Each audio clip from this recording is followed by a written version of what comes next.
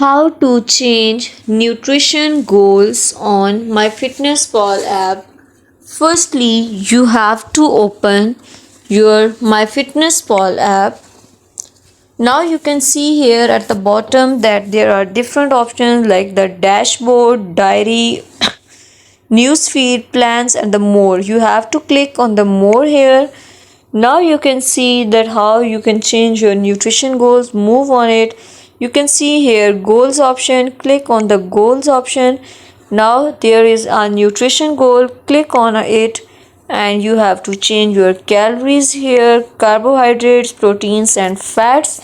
In this way you can change your macro goals or nutrition goals on MyFitnessPal app. Thank you so much. Just make sure watch the complete video and follow each step carefully. Please consider showing your support by commenting, liking, sharing and subscribing to our channel for more valuable content in the future. Your engagement is highly appreciated. I wish you very good luck. Thanks.